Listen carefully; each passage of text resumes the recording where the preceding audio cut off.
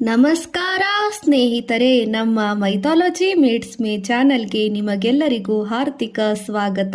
ಭಾರತೀಯ ಸಂಸ್ಕೃತಿಯಲ್ಲಿ ಹಬ್ಬಗಳು ಕೇವಲ ಆಚರಣೆ ಮಾತ್ರವಲ್ಲ, ಅವು ಧರ್ಮ, ಜೀವನದ ತತ್ವ, ಕಾಲಚಕ್ರ ಮತ್ತು ಮಾನವ ಮೌಲ್ಯಗಳನ್ನು ಕಲಿಸುವ ಮಹಾಪಾರಂಪರಿಕ ಸಾಂಪ್ರದಾಯಿಕ ಹಬ್ಬ. ಇಂದು ನಾವು ತಿಳಿದುಕೊಳ್ಳುವುದು ಯುಗಾದಿ ಮತ್ತು ಪಾಡ್ಯ ಅಮಾವಾಸ್ಯೆಯ ಮಹಿಮೆ ಬಗ್ಗೆ. ಈ ಹಬ್ಬದ ಕುರಿತು ವೇದಗಳು, ಪುರಾಣಗಳು, ಉಪನಿಷತ್ತುಗಳು ಮತ್ತು ಧರ್ಮಶಾಸ್ತ್ರದಲ್ಲಿ ಇರುವ ಅರ್ಥ ಮತ್ತು ಸಂದೇಶವನ್ನು ತಿಳಿದುಕೊಳ್ಳೋಣ. ಯುಗಾದಿ ಎಂದರೇನು? ಯುಗಾದಿ ಎಂಬ ಪದವು ಸಂಸ್ಕೃತದ ಯುಗ ಮತ್ತು ಆದಿ ಎಂಬ ಪದಗಳಿಂದ ಬಂದಿದೆ, ಅಂದರೆ ಹೊಸ ಯುಗದ ಆರಂಭ. ಭಾರತೀಯ ಪಂಚಾಂಗದ ಪ್ರಕಾರ ಚೈತ್ರ ಮಾಸದ ಶುಕ್ಲ ಪಕ್ಷದ ಮೊದಲ ದಿನ ಯುಗಾದಿ ಎಂದು ಆಚರಿಸಲಾಗುತ್ತದೆ. ಈ ದಿನವನ್ನು ಹೊಸ ವರ್ಷ ಎಂದು ಕರ್ನಾಟಕ, ಆಂಧ್ರಪ್ರದೇಶ ಮತ್ತು ತೆಲಂಗಾಣದಲ್ಲಿ ಆಚರಿಸುತ್ತಾರೆ. ಈ ದಿನದಿಂದ ಪ್ರಕೃತಿ ಹೊಸ ಚೈತನ್ಯ ಪಡೆಯುತ್ತದೆ, ಮರಗಳಲ್ಲಿ ಹೊಸ ಎಲೆಗಳು, ಹೂಗಳು ಮತ್ತು ಹೊಸ ಜೀವನ ಶಕ್ತಿ ಮೂಡುತ್ತದೆ. ವೇದಗಳಲ್ಲಿ ವೇದಗಳಲ್ಲಿ ಕಾಲಚಕ್ರದ ಮಹತ್ವವನ್ನು ಹೇಳಲಾಗಿದೆ. ಋಗ್ವೇದದಲ್ಲಿ ಕಾಲದ ಮಹತ್ವವನ್ನು ವಿವರಿಸುವ ಒಂದು ಮಹತ್ವದ ತತ್ವ ಇದೆ. ಪ್ರಕೃತಿ ಮತ್ತು ಕಾಲದ ಚಕ್ರವನ್ನು ಬ್ರಹ್ಮನ ಸೃಷ್ಟಿಯ ಭಾಗ ಎಂದು ಹೇಳಲಾಗುತ್ತದೆ. ಸೃಷ್ಟಿ, ಸ್ಥಿತಿ ಮತ್ತು ಲಯ ಈ ಮೂರೂ ಪ್ರಕ್ರಿಯೆಗಳು ಜಗತ್ತಿನ ಶಾಶ್ವತ ನಿಯಮ. ಯುಗಾದಿ ದಿನ ಹೊಸ ಸೃಷ್ಟಿ ಆರಂಭದ ಸಂಕೇತ ಎಂದು ಪರಿಗಣಿಸಲಾಗಿದೆ.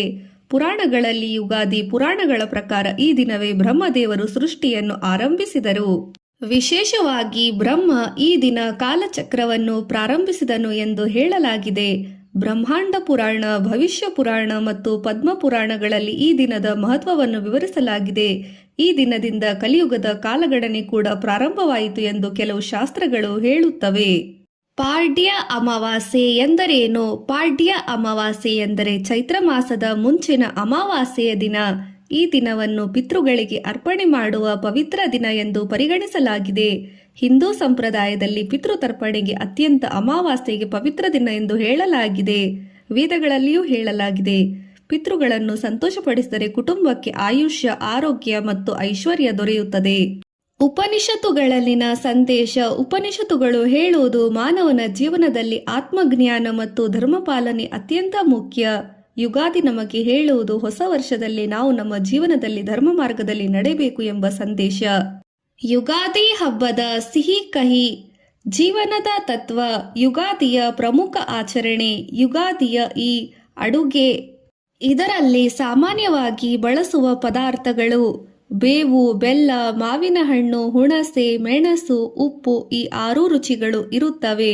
ಇವು ಜೀವನದಲ್ಲಿ 6 ಭಾವನೆಗಳನ್ನು ಸೂಚಿಸುತ್ತವೆ: ಸಂತೋಷ, ದುಃಖ, ಕೋಪ, ಭಯ, ಆಶ್ಚರ್ಯ, ವೈರಾಗ್ಯ. ಜೀವನದಲ್ಲಿ ಎಲ್ಲವೂ ಬರುತ್ತದೆ, ಆದ್ದರಿಂದ ಸಮತೋಲನದಿಂದ ಬದುಕಬೇಕು ಎಂಬ ಸಂದೇಶವನ್ನು ಸಾರುತ್ತದೆ.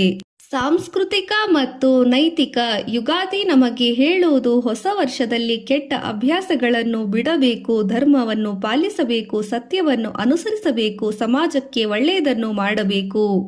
ಇವು ಹಿಂದೂ ಧರ್ಮದ ನೈತಿಕ ಮೌಲ್ಯಗಳು. ಪುರಾಣದ ಕಥೆ ಪ್ರಕಾರ. ಒಂದು ಪುರಾಣ ಕಥೆ ಪ್ರಕಾರ ಒಮ್ಮೆ ಭೂಮಿಯಲ್ಲಿ ಧರ್ಮ ಕಡಿಮೆಯಾಗುತ್ತಿತ್ತು. ಆದಾಗ ವಿಷ್ಣುವು ಧರ್ಮವನ್ನು ರಕ್ಷಿಸಲು ಅವತಾರ ತೆಗೆದುಕೊಂಡನು.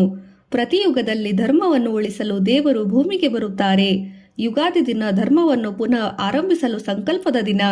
ಯುಗಾದಿಯ ಆಚರಣೆ. ಯುಗಾದಿಯಲ್ಲಿ ಜನರು ಬೆಳಿಗ್ಗೆ ಬೇಗ ಎದ್ದು ಎಣ್ಣೆ ಸ್ನಾನ ಮಾಡುತ್ತಾರೆ. ಹೀಗೆ ಮನೆಯಲ್ಲಿ ಬೆಳಿಗ್ಗೆ ಎದ್ದು ಎಣ್ಣೆ ಸ್ನಾನ ಮಾಡಿ ಮನೆಯಲ್ಲಿ ತೋರಣ ಹಾಕುತ್ತಾರೆ. ಮಾವಿನ ಎಲೆಗಳಿಂದ ಮನೆಯನ್ನು ಅಲಂಕರಿಸುತ್ತಾರೆ. ದೇವರಿಗೆ ಪೂಜೆ ಮಾಡುತ್ತಾರೆ. ಪಂಚಾಂಗ ಶ್ರವಣ ಮಾಡುತ್ತಾರೆ. ಪಂಚಾಂಗದಲ್ಲಿ ಆ ವರ್ಷ ಮಳೆ, ಬೆಳೆ, ಕೃಷಿ, ಗೃಹಸ್ಥಿತಿ, ಜನರ ಜೀವನ ಎಲ್ಲವನ್ನು ವಿವರಿಸಲಾಗುತ್ತದೆ. ಪಂಚಾಂಗ ಶ್ರವಣ ಮಹತ್ವ. ಪಂಚಾಂಗ ಶ್ರವಣವನ್ನು ಕೇಳುವುದರಿಂದ ಜೀವನದಲ್ಲಿ ಕಾಲದ ಮಹತ್ವವನ್ನು ತಿಳಿಯಬಹುದು.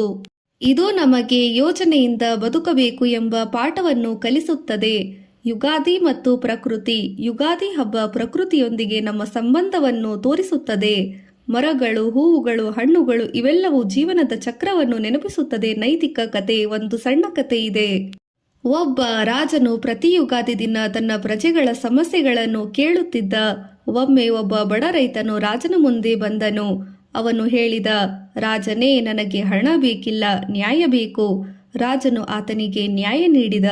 ಆ ದಿನದಿಂದ ರಾಜನು ಹೇಳಿದ, ಯುಗಾದಿ ದಿನ ನ್ಯಾಯ ಮತ್ತು ಧರ್ಮವನ್ನು ಪಾಲಿಸಬೇಕು. ಆಧ್ಯಾತ್ಮಿಕ ಸಂದೇಶ. ಯುಗಾದಿ ನಮಗೆ ಕಲಿಸುವುದು ಜೀವನದಲ್ಲಿ ಧರ್ಮ, ಸತ್ಯ, ಕರುಣೆ, ಸೇವೆ ಇವು ಮುಖ್ಯ. ಸ್ನೇಹಿತರೆ, ಯುಗಾದಿ ಕೇವಲ ಹೊಸ ವರ್ಷದ ಹಬ್ಬವಲ್ಲ, ಇದು ಧರ್ಮದ ಪಾಠ, ಸಂಸ್ಕೃತಿಯ ಸಂಕೇತ, ಜೀವನದ ತತ್ವವನ್ನು ಸಾರುವ ಇವುಗಳಲ್ಲಿ ಕಲಿಸುವ ಮಹಾನ್ ಹಬ್ಬ. ಈ ಯುಗಾದಿ ನಿಮಗೆ ಆರೋಗ್ಯ, ಐಶ್ವರ್ಯ, ಸಂತೋಷ ಮತ್ತು ಆಧ್ಯಾತ್ಮಿಕ ಬೆಳವಣಿಗೆ ತಂದುಕೊಡಲಿ. ಧನ್ಯವಾದಗಳು. ಇಂತಹ ವೇದ, ಪುರಾಣ, ಉಪನಿಷತ್ತು ಮತ್ತು ಭಾರತೀಯ ಸಂಸ್ಕೃತಿಯ ಮಹತ್ವದ ವಿಷಯವನ್ನು ತಿಳಿಯಲು ಮೈಥಾಲಜಿ ಮೀಟ್ಸ್ ಮೀ ಚಾನೆಲ್ ಅನ್ನು ಲೈಕ್, ಶೇರ್, ಸಬ್ಸ್ಕ್ರೈಬ್ ಮಾಡಿ. ಮತ್ತೆ ಒಂದು ಅದ್ಭುತ ವಿಷಯದೊಂದಿಗೆ ಮುಂದಿನ ವಿಡಿಯೋದಲ್ಲಿ ಭೇಟಿಯಾಗೋಣ. ಧನ್ಯವಾದಗಳು.